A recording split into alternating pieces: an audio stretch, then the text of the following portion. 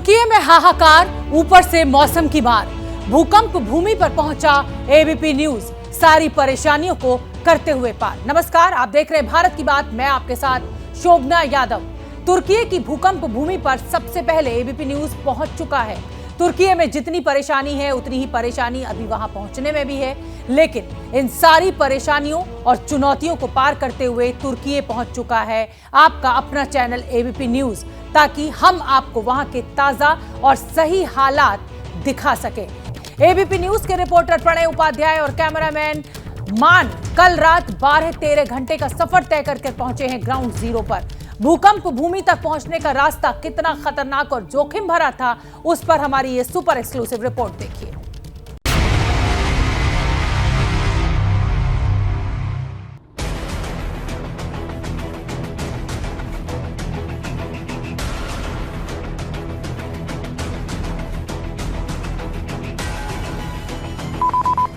खतरों को चीरकर भूकंप भूमि की ओर जा रही है एबीपी न्यूज की टीम।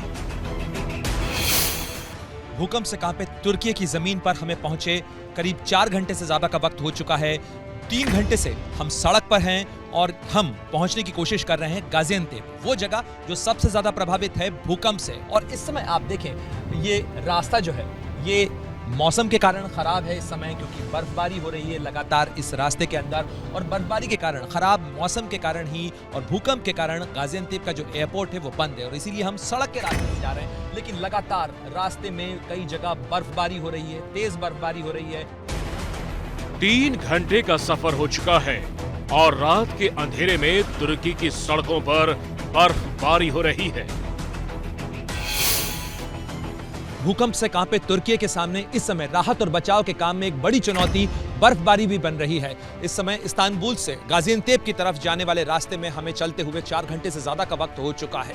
यहाँ पर सड़कों पर इस समय बर्फ के साथ साथ वाहन कम नजर आ रहे हैं, खासतौर पर अगर पैसेंजर वाहनों की बात करें तो, और जो सबसे ज्यादा नजर आ रहे हैं वो इस तरीके के भारी वाहन नजर आ रहे हैं, बड़ी बड़ी मशीनें नजर आ रही हैं, राहत सामग्रियां नजर आ रही हैं। ये बड़े वाहन यहाँ से जा रहे हैं उन इलाकों की तरफ जो भूकंप से प्रभावित हैं खासतौर पर, और ये स्पेशलाइज्ड व्हीकल्स हैं जो कि मलबे को हटाने के अंदर काम आते हैं। साथ ही यहाँ पर कतार देखी जा सकती है कि किस तरीके से बर्फ को हटाने वाले जो भारी वाहन हैं उनकी भी कतार को यहाँ पे खड़ा रखा गया है। यहाँ से आगे की तरफ बर्फबारी ज्यादा है और इसीलिए ये तमाम वाहन जो हैं ये भी आगे की तरफ जा रहे हैं, और हम आपको अपने कैमरे से दिखाने की कोशिश करेंगे कि किस तरीके से तुर्की का दर्द सामने आ रहा है, किस तरीके से दुनिया के तमाम देश मदद के लिए आए हैं और भारत की टीमें भी कैसे और कहां पहुंची हैं और किस तरीके से जिंदगियों को बचाने की कोशिश कर रहे हैं।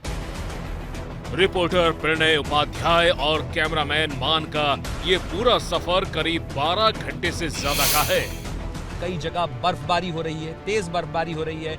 बार बार हमारी कोशिश है कि हम जितनी जल्दी हो सके उस इलाके तक पहुंच सकें, उस जगह को आपको दिखा सकें जहां पर भूकंप का ये जो कहर है ये उन लोगों के ऊपर बरपा है और कई जिंदगियों को, कई शहरों को इसने तबाह कर दिया है। आप देखिए कि किस तरीके से लगातार बीच में बर्फबारी हो रही है। इस कारण से हमें यदि रफ्तार भी जो है वो कई बार कम हो जाती है, लेकिन हम लगातार चल रहे हैं और अभी भी 10 घंटे से ज्यादा का सफर जो है वो बाकी है। कई शहरों को बीच में से हम क्रॉस करते हुए वहां पहुंचेंगे और हम आगे भी आपको बताएंगे कि किस तरीके से हमारा ये सफर आगे बढ़ता है, क्योंकि लगातार बहुत सारी मुश्किलें हैं, बहुत सारी चुनौतियां हैं। रात भर इस सफर को करने के बाद हम कोशिश करेंगे जल्द से जल्द आपको वो तस्वीरें दिखा सकें तुर्की की जमीन से।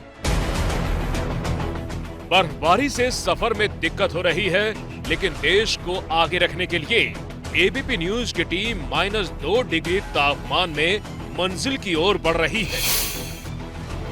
इस्तांबुल से गाजियान्तेप जाने के रास्ते में बर्फबारी बहुत तेज हो रही है। आप देख सकते हैं कि किस तरीके से इस बर्फबारी के कारण रफ्तार धीमी हो रही है, चलना मुश्किल हो रहा है यहाँ पर, लेकिन हम लगातार बढ़ रहे हैं। और मैं आपको तापमान दिखाऊं अगर इस वक्त का, तो यहाँ पर ये -2 दिखा रहा है, लेकिन फील लाइक -7 है, यानी जो टेम्परेचर है इस समय वो फील लाइक -7 के बराबर है। और लगभग उसका असर आप विंड स्क्रीन से बाहर देख सकते हैं किस तरीके से बर्फबारी हो रही है, और ऐसा लगता है जैसे कि ये सफेद जो बर्फ है ये बिल्कुल विंड स्क्रीन के ऊपर आके जम जाना चाहती है, आपका रास्ता रोकना चाहती है। लेकिन इस पूरे रास्ते के अंदर हमें जितने भी वाहन दिख रहे हैं उसमें मदद और इमदाद के वाहन ज्यादा नजर आ रहे हैं। भारी मशीनरी और कंटेनर्स जो हैं वो इस पूरे रास्ते के अंदर, जो अंतेप का इलाका है या गाजियान्तेप का इलाका है, हते का इलाका है, दयार बाकिर का इलाका है, उन तमाम इलाकों में खासतौर पर जो कि भूकंप प्रभावित इलाके हैं वहाँ पर तेज़ी से ये तमाम सामान जो है ये उस तरफ भेजे जा रहे हैं। और आप देखिए किस तरीके से ये बर्फबारी लगातार हो रही है। शहर के शहर पीछे छूट रहे हैं और हमारी टीम खतरों के बीच आगे बढ़ रही है।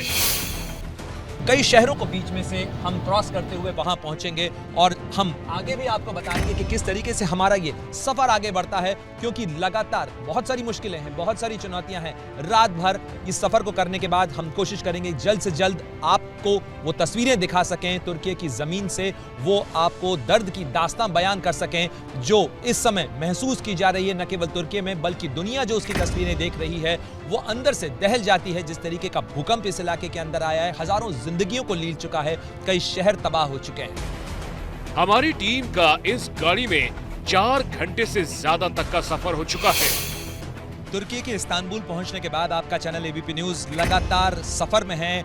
उस जगह पहुंचने की हम कोशिश कर रहे हैं, गाजियान्तेप का खारामानमारास का वो इलाका जो भूकंप से सबसे ज्यादा प्रभावित है, उसके रास्ते पर हम, और आप देखिए कि किस तरीके से जिस रास्ते पर हम बढ़ रहे हैं, क्योंकि सड़क के अलावा फिलहाल कोई रास्ता मुफीद नहीं है ये बताया जा रहा है। सड़क पर भी बहुत सारी जगह रुकावटें हैं, बहुत सारे रास्ते इस समय टूट चुके हैं। हम कोशिश कर रहे हैं कि किसी भी तरीके से उस इलाके तक हम पहुंच सकें, उस जगह पर हम सफर में हैं और हमें सड़क पर चलते हुए करीब 4.5 घंटे से ज्यादा का वक्त हो चुका है लगातार, लेकिन अभी भी 9 घंटे से ज्यादा का वक्त बाकी है। रात बढ़ती जा रही है और तुर्की की इस सड़क पर मदद वाली गाड़ियां बेधड़क बढ़ रही हैं। तुर्की के भूकंप प्रभावित इलाकों में यानी ग्राउंड जीरो तक पहुंचने के लिए आपके चैनल एबीपी न्यूज का सफर लगातार जारी है। देखिए इस समय वक्त करीब रात के 1:45 बजे का है और तापमान -7 डिग्री यानी -7 डिग्री है, जो कि फील लाइक -13 डिग्री सेल्सियस है।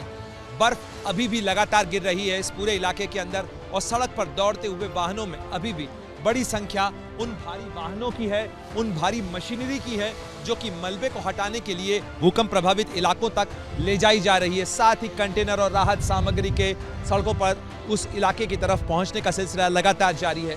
हम लगातार कोशिश कर रहे हैं कि जल्द से जल्द उस इलाके तक पहुंच सकें, आपको कैमरे से वो तस्वीरें दिखा सकें कि किस तरीके से राहत और बचाव का काम लगातार चल रहा है। रात भर का सफर हो चुका है और -2 से लेकर -7 डिग्री तक के सफर को पार करते हुए अब हमारी टीम की मंजिल करीब आ चुकी है। मैं आपको बता दूं कि करीब 12 घंटे का सड़क का सफर करने के बाद इस समय हम अदाना पहुंच चुके हैं। अदाना वो जगह है जहां भारतीय एनडीआरएफ की टीम भी यहीं पर लैंड की थी, क्योंकि यही एकमात्र इस पूरे इलाके में, ये भूकंप प्रभावित इलाका है लेकिन यही यहाँ एकमात्र जगह है जहां पर इस समय एयरक्राफ्ट जो हैं वो उतर पा रहे हैं, जो एविएशन ऑपरेशंस हैं वो चल रहे हैं। और आसमान में अभी भी ये यहाँ पर अभी अंधेरा है लेकिन अभी भी यहाँ पर हेलीकॉप्टर्स के जो ऑपरेशन है वो लगातार चल रहे हैं। जैसे ही घड़ी का काटा दोपहर 2:30 पे आए, बबीता जी का दिल सास बहू साजिश के लिए मचल जाए। और ये है इनकी बहू, पूरे दिन ऑफिस की टेंशन हो जाए गॉन जब ये करें अपना फेवरेट शो फ्री टाइम पे ऑन। इनकी तरह आप भी देखिए अपना फेवरेट शो अपने टाइम पर और डाउनलोड कीजिए एबीपी लाइव ऐप अपने स्मार्ट टीवी पर।